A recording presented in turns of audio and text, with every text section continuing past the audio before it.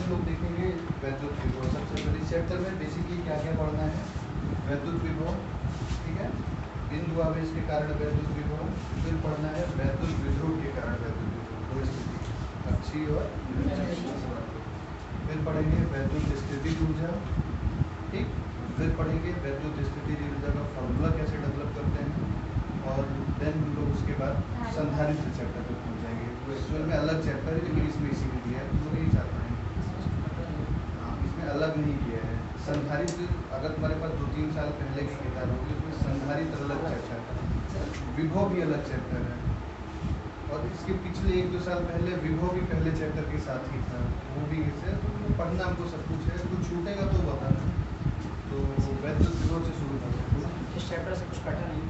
अब जो कटा है वो ऐसी चीज़ें कटी हैं कि बिना उसके हम आगे नहीं बढ़ सकते हैं, तो उसमें थोड़ा सा कम ज़्यादा करके हम लोग पढ़ेंगे ना। बोले कि अंदर और बाहर हटा दिए, पृष्ठ पे तो निकालना ही है। पृष्ठ पे निकालना है, तो मतलब रिलेटेड चीज़ें हैं और एक दूसरे से जुड़ी हुई बातें हैं, तो करना पड़ेगा उसमें, ठीक है। वैद्युत विभव क्या है, सुनो समझो।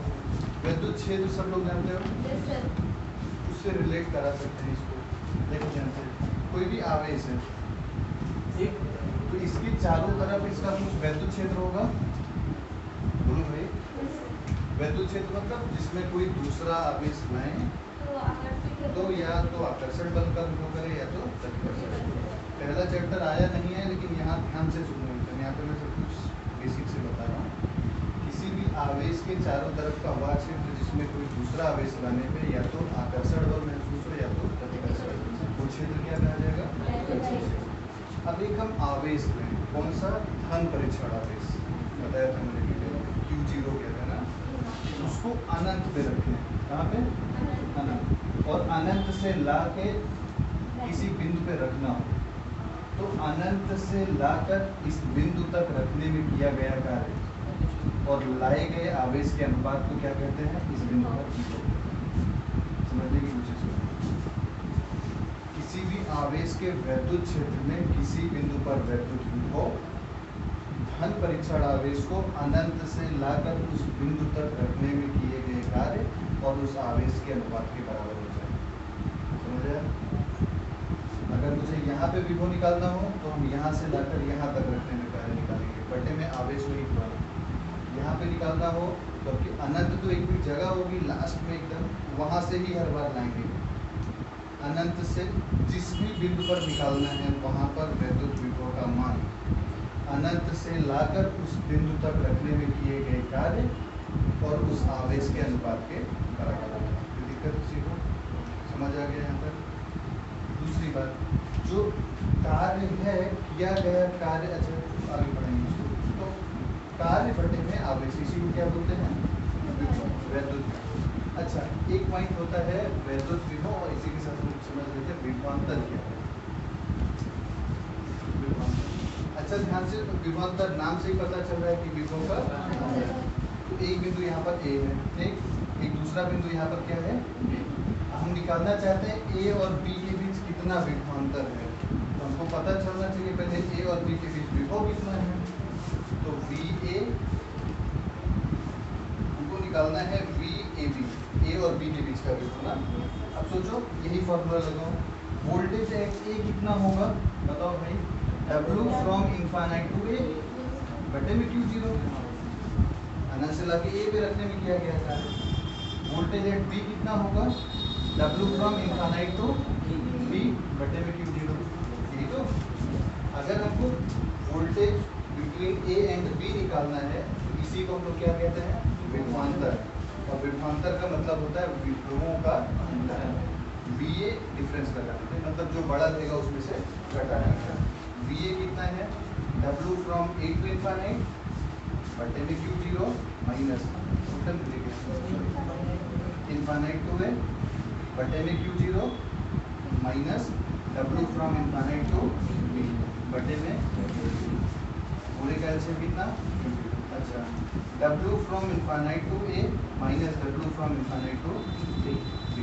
अच्छा, अनंत से लाके ए पर जितना काम करना पड़ा, उसमें से अनंत से लाकर बी पर जितना काम करना पड़ा, अगर उसको घटा दें तो क्या पता चलेगा, ए से बी तक जाने में जितना काम करना पड़ा ना। बोलो भाई, समझ आ रहा है।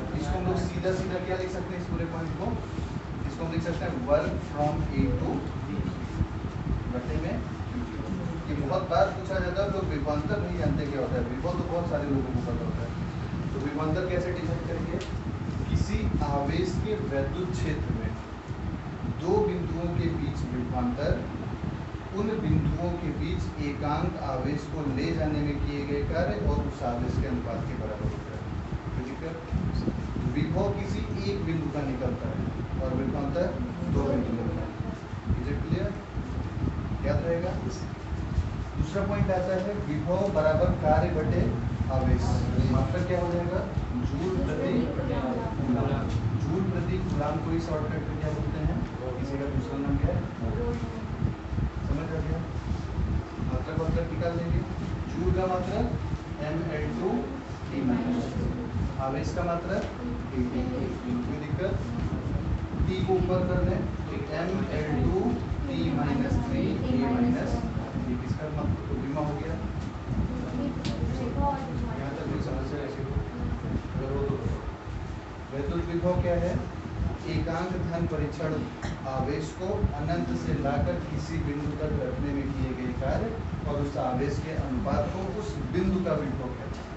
अब विभव इस आवेश का नहीं आएगा, समझ आ रहा है, इस बिंदु का विभव आएगा। क्यों, क्योंकि तभी तो अनंत से लाके कहीं तक रखोगे।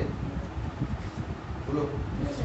दूसरा कि किसी आवेश के वैद्युत क्षेत्र में स्थित किन्हीं दो बिंदुओं के बीच एक आवेश को ले जाने में किए गए कार्य। अगर हमको ए यहाँ पे मैं कर दूँ सी, एक कर दूँ यहाँ पे डी, मैं पूछूँ सी और डी का विभवांतर कितना है, तो कहोगे कि एक आवेश ले लो, उसको कहाँ लेके चले जाओ, सी से डी। जितना काम करना पड़े बटे में जितना आवेश हो, उसी को क्या बोलेंगे, समस्या यहाँ पर क्लियर है। विभवांतर जैसे तुम समझ गए ना, सेम टू सेम निकालते हैं हम लोग वैद्युत स्थितिज ऊर्जा। जानते हो वैद्युत स्थितिज ऊर्जा क्या है, थोड़ा उसको भी रिलेट करके पढ़ लेते हैं, ध्यान से समझना। एक आवेश, ये आवेश का वैद्युत क्षेत्र, ठीक।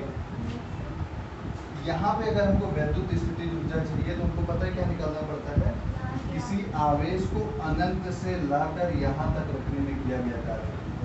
वही किया गया कार्य हमेशा निकाय में ऊर्जा के रूप में संचित हो जाता है और उसी ऊर्जा को क्या कहते हैं, ये तो अच्छा हमेशा पढ़े हो ना, ऊर्जा मतलब ही कार्य होता है, हमेशा कार्य निकालते हैं क्लास 11 से ही। कौन सी स्थिति ऊर्जा पढ़े थे हम लोग, इसकी प्रत्यास्थ स्थिति ऊर्जा, 1/2 गुणे प्रतिबल गुणे विभव की।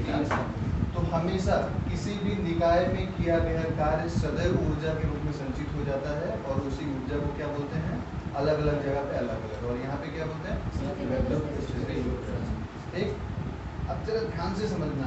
तो असली मुद्दा क्या है, मुद्दा ये है कि अनंत से लाकर यहाँ तक रखने में कितना काम करना पड़ रहा है, ये निकालना। ये बहुत टिपिकल काम है, यही सारा काम है।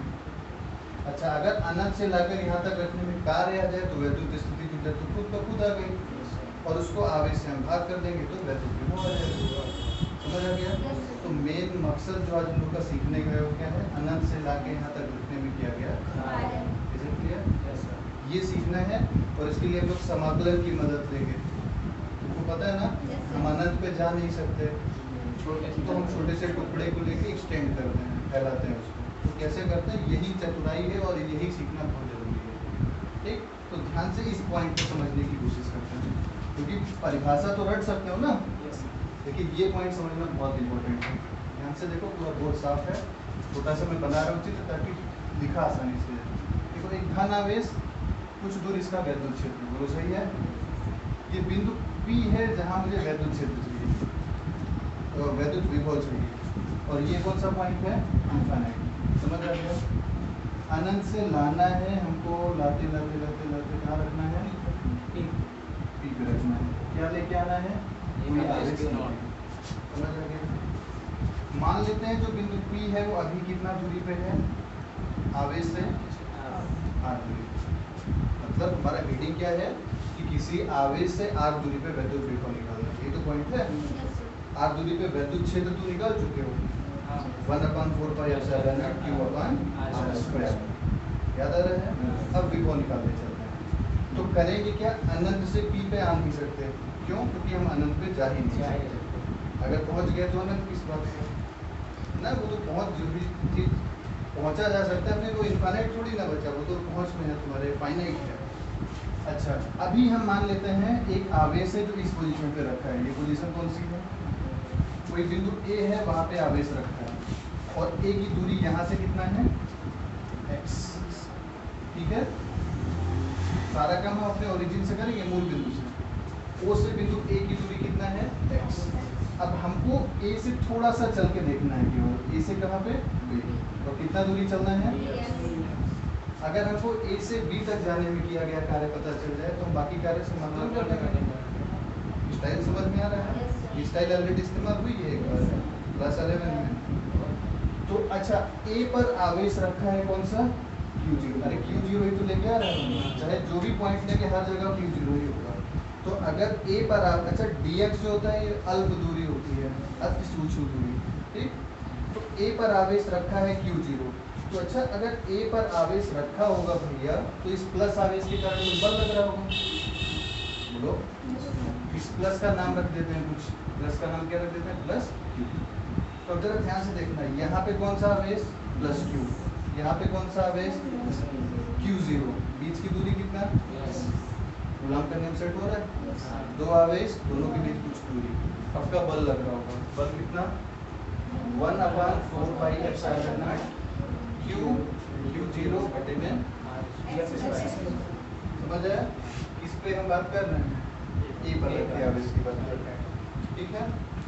अब हमको क्या करना है, हमको ए से, अच्छा ये बल किधर लगेगा, जरा पॉइंट यहाँ पे रखो, इधर लगेगा, बाहर की ओर, बोलो ये बात समझ में आई कि नहीं, क्यों, क्योंकि ये भी पॉजिटिव, समझ आ रहा है।